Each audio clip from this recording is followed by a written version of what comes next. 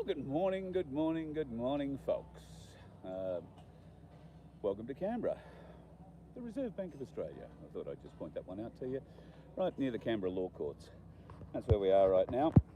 We're having a little bit of show of support for Paul Offey, the Freedom Truck driver. If you're in Canberra, come see us. We'd love to see you this morning. We'll be here for about half an hour, 45 minutes, and then we're heading off to the Governor-General's for the 3rd anniversary of the Canberra Standers, doing what they can to get the Governor-General to do the right thing. And so far, successive Governor-Generals have failed. But we keep trying to bring them into alignment, and can't thank the crew, the Canberra Standers, who have done 3 years of exceptional work. And here's a bunch of them out the front of the law courts right now. Now, the reason that we're here, Paul Offey was meant to be in a trial from February the 3rd, but it has been pushed a bit. What we want, though, is for the prosecutors to know that Paul isn't by himself. And as you can see here, we've got some pretty good sort of signs. Good morning, folks. And this is exactly what's happening to Paul. And I particularly like that one. The prosecutors must know, we know it's a malicious prosecution on just about every level. So thank you guys for coming out this morning. Oh, look, we couldn't bring the man himself, but we got his likeness. Thank you so much. So that's it. We'll see you here, if you can meet us here at the, well, there you go. The AFP stole this truck. It doesn't look that good anymore. No. It's still sitting in an AFP impound yard. 3 years of the broken window, and they want him not to claim damages. Yeah, that's the thing. They're trying to manipulate him into not being able to claim damages for what they've done to him. And they're doing that, as they do, by manipulating the legal system.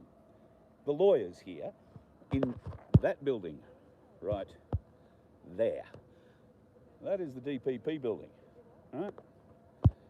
That is where all the prosecutors live. And particularly Rory and co at Coca. Don't we love you? You asset thieving bastards. They are using the laws to steal your assets, to stop you being able to protect yourself. That's what's happened with Paul Offey. And we have the evidence to prove it. We are looking forward to this Supreme Court trial like you would not believe. The DPP are going to get their asses handed to them, and Coca as well, with a bit of luck.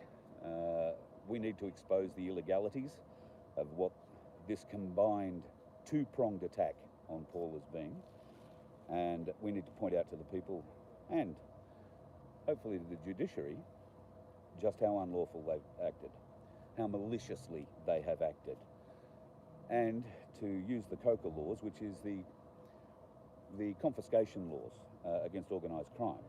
So they're saying words like Paul Offey is a organised crime figure. That's how they've basically stolen his truck. Made him prove where he got it from. He's done all that. Made him prove that he owns it, and they still won't give it back. This is a 3 times brain-injured young man who was only trying to give himself a future in a truck which had a couple of movie roles and as a limousine driver doing special rides. That's all this kid wanted to do. He wasn't part of anything to do with the Aussie Cossack that day, although the Aussie Cossack does feature prominently in our videos. However, Paul was misled in various different ways, including by the AFP, and we have that as well. There is nothing that is going to help the DPP. They are already begging to change this and get it taken back out of the Supreme Court. They'll drop all sorts of charges to get it back to the Magistrates' Court. And where I am personally in favour of taking this, as long as Paul can plead not guilty in the Magistrates' Court and demand a jury trial, like all Magistrates' Courts should have. But oh no, the DPP wouldn't like that, because this gets in front of a jury, there is no way in hell the DPP are going to win. Nobody, after viewing the evidence that we can provide, will believe anything the DPP has to say. So this little show of force today is just to say, hey, we're here, We know what you're doing to Paul. We know how long you've been doing it to Paul, and it's going to end. If the DPP were half smart, they would drop all the charges immediately and make a genuine settlement offer. But they have destroyed this young man, they've destroyed his livelihood, they've destroyed his future. All because of the greed of Coca. And the trumped up charges, the malicious prosecutions that Paul has been subjected to. So we will keep doing this right up until we do get a court date. And when we do get a new court date, all of you can come and join us. We would like to see more than a few hundred here to help support Paul when he goes through this trial and tribulation. We'll let you know when that will be. As you found out last week with the talk with Michael, it's going to be put off a little bit, probably until June, because of some health issues with certain people and in the defence team, and of course the prosecution are madly trying to work their way out of this. So we'll give them a little bit more time, but really the only way they're going to get out of this is to drop all the charges and make a fair settlement offer for the damages that they've done to Paul's vehicle and the losses that he's incurred. Will they do that? Not on your Nelly. So we look forward to going to the courts and proving them wrong. All right, after this, folks, we are heading to the Governor-General's. So once we leave here, the plan, I believe, is to meet up at the Rock Garden, and then we will make our way to, well, whichever side of the lake it turns out to be. I'm not sure if it's going to be opposite the Governor-General's shouting across the lake, or if we are actually going to make our way to the front gate. I suspect the front gate, but it will depend on what bullshit they might have waiting for us. And at this stage, we don't expect anything, right? Unlike the White Rabbit. Now, the White Rabbit has come out recently and started saying, oh, the military are going to be there. The military are going to be there. She's backed off from talking to the corruption whistleblower people because, oh, the military might be there. I've heard the military are going to be there and they're going to break it all up. The White Rabbit has absolutely no understanding of Australian military then. The Australian military will not be on site breaking up the people. They don't have any authority to do that. So what she's talking about with the military is a made-up piece of bullshit, I will guarantee it. But you'll see for yourself in an hour and a half or so, there will be no military. There will be no threats or violence or carry-on. And for some reason or other, the White Rabbit seems to be white-anting. And I'd like to know why. So, Nicola, you've got my number. Give me a call. I'd really like to find out why you're white-anting this situation, why you've backpedaled, why you offered a lot of support and then fell away from it and now won't answer phone calls. What are you trying to do here? I believe you're now working for Gerard Rennick too, which I find most interesting. So the White Rabbit may have just put herself out of an argument. She's now politically, well, I'm not going to say controlled, but she's working for a bloke who definitely wants re-election, who has only just woken up to what many of us have been speaking about for the last 4 or 5 years, and now he thinks he's got it all.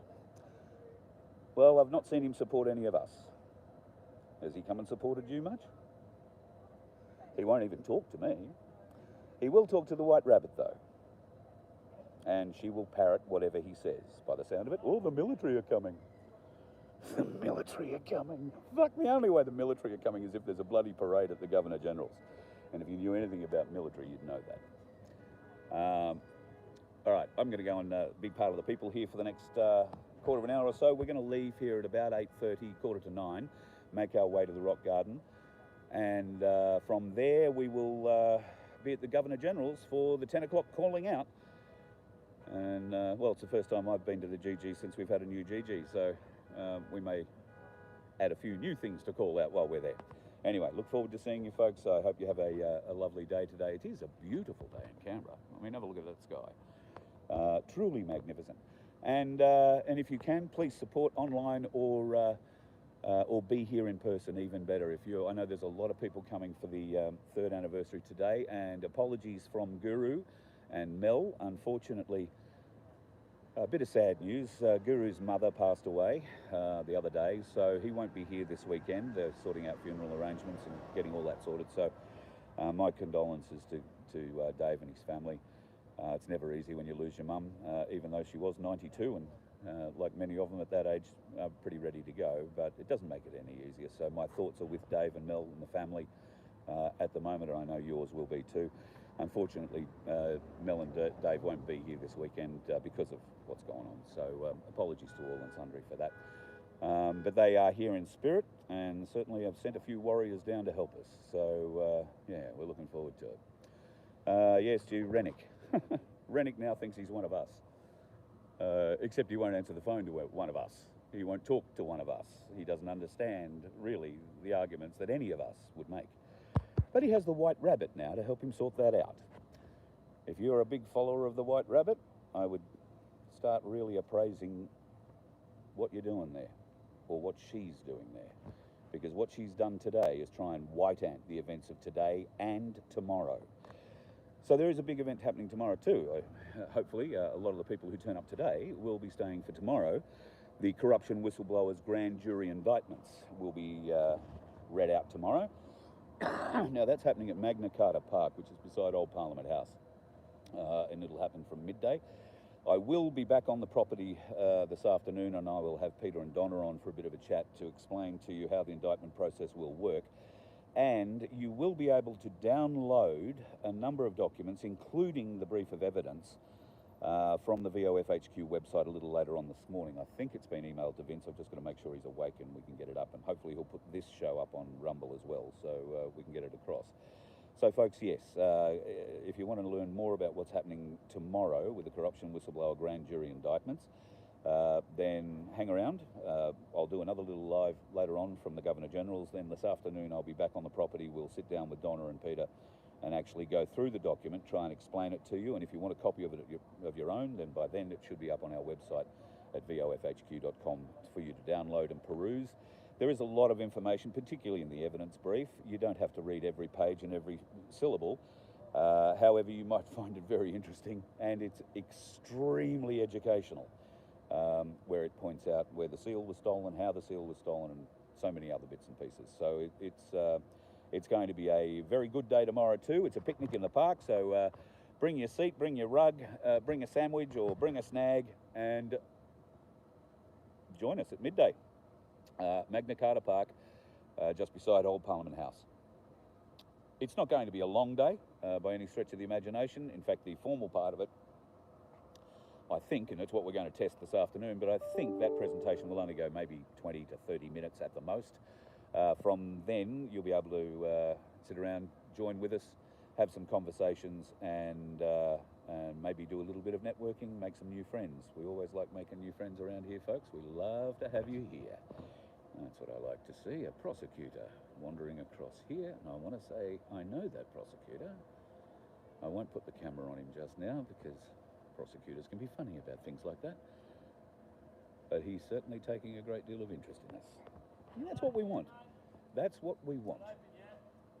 We just want them to know they are being watched at all times. And we aren't going to let them railroad a young man who spent his life savings putting together a truck that he brought to Canberra and drove, or was trying to drive, to the area police had directed him to. Bearing in mind it was the first time he'd ever been in Canberra. He was driving his vehicle, 10-tonne, at below walking pace, first gear low. In a truck is very slow.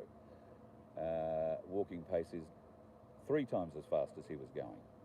And yet, we have these convoluted, malicious charges against him, which the DPP have no hope of proving. And we look forward to the battle. So, yeah, look forward to seeing you here today at the Governor-General's. Obviously, it's a bit late for you to get here now to the Supreme Court, but we're off to the GG's after this, and then a little later on this afternoon, another live with Donna and Peter from the Corruption Whistleblower. We're staying on a property that's out of Canberra. We're not staying in Canberra. So that'll be later on this afternoon. And tonight, we might even have another little conversation. It will only be done off the phone, though. I've got a laptop issue. So I beg your pardon for that. And Vince, there's a bit of information for you. I haven't rung you and told you that yet. So, yeah, there's probably going to be a bit of work for Vince in uploading this to other places as well. So, all right, folks, I'm going to go and be part of the crew here now, doing a great job and keeping the awareness for Paul top of mind for these bunch of pricks over here. And yeah, we'll see you a little later on today. Enjoy whatever you're doing and make sure you don't run across those dickheads on the road. You let one ant stand up to us, then they all might stand up. Those puny little ants outnumber us 100 to 1. And if they ever figure that out, there goes our way of life. It's not about food. It's about keeping those ants in line. That's why we're going back. Does anybody else want to stay? Let's rock!